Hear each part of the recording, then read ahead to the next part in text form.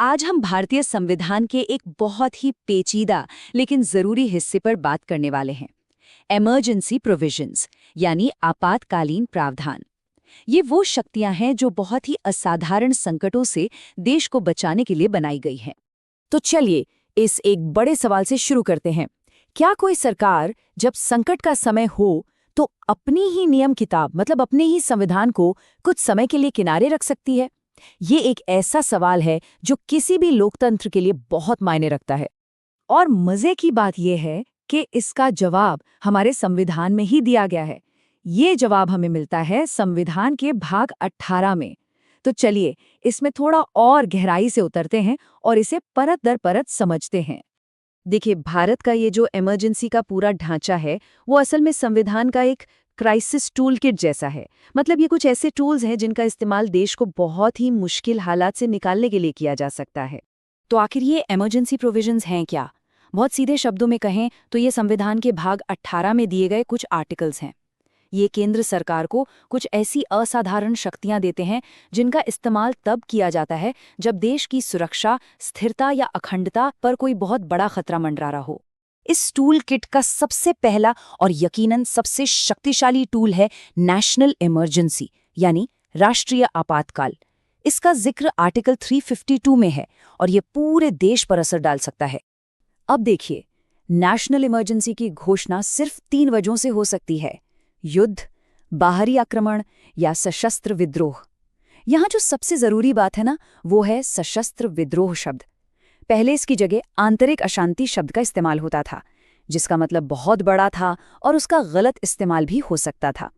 तो 1975 की इमरजेंसी के अनुभव के बाद 44वें संशोधन के जरिए इसे बदला गया। ये एक बहुत ही जरूरी सेफगार्ड है। लेकिन रुकिए, ऐसा नहीं है कि इसे लागू करना बहुत आसान है। इसकी प्रक्रिया जानबूझकर काफी सख्त बनाई गई है। राष्ट्रपति इमरजेंसी की घोषणा तभी कर सकते हैं जब केंद्रीय कैबिनेट उन्हें लिखित में सलाह दें।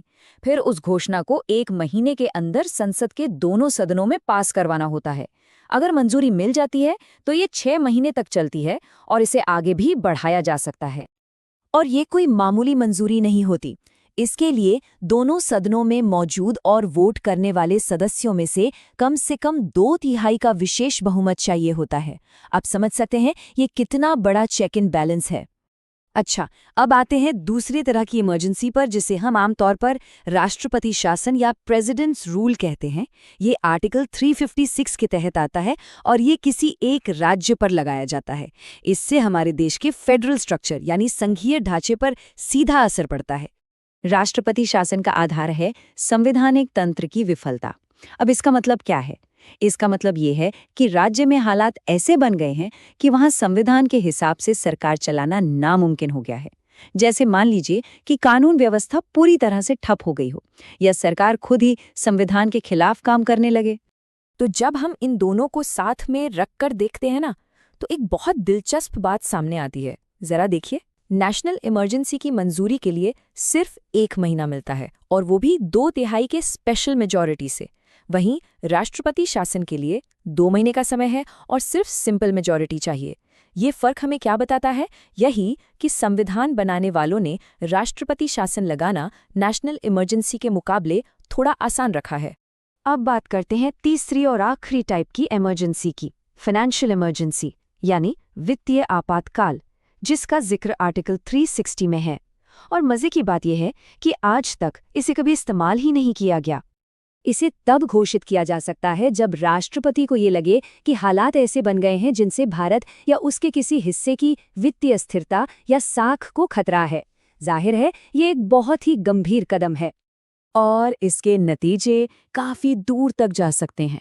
सोचकर देखिए, केंद्र सरकार राज्यों को वित्तीय मामलों में निर्देश दे सकती है, सरकारी कर्मचारियों की सैलरी और भत्ते कम किए जा सकते हैं, यहाँ तक कि सुप्रीम कोर्ट और हाई कोर्ट के जजों के भी।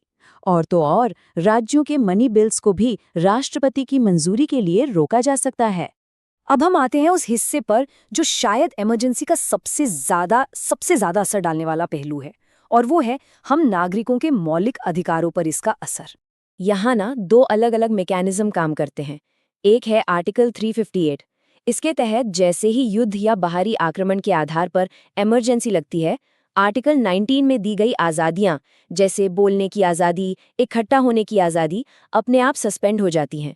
वहीं दूसरा है आर्टिकल 359, जिसके तहत राष्ट्रपति एक खास ऑर्डर निकालकर दूसरे मौलिक अधिकारों को लागू करवाने के लिए कोर्ट जाने के अधिकार को सस्पेंड कर सकते हैं।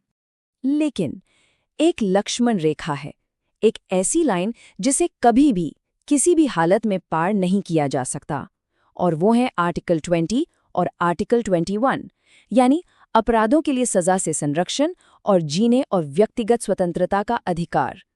इन्हें किसी भी इमरजेंसी में सस्पेंड नहीं किया जा सकता। ये हमारे लोकतंत्र की वो बुनियाद है जिसे कोई छू नहीं सकता।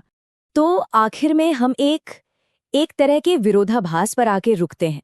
ये इमरजेंसी की शक्तियां देश को बचाने के लिए एक जरूरी टूल तो हैं, लेकिन साथ ही इनमें उसी लोकतंत्र को खतरे में डालने की ताकत भी है जिसकी रक्षा के लिए ये बनी है। तो बड़ा सवाल ये है कि इस संतुलन को कैसे बनाए रखा जाए। इस पर सोचना बहुत जरूरी है।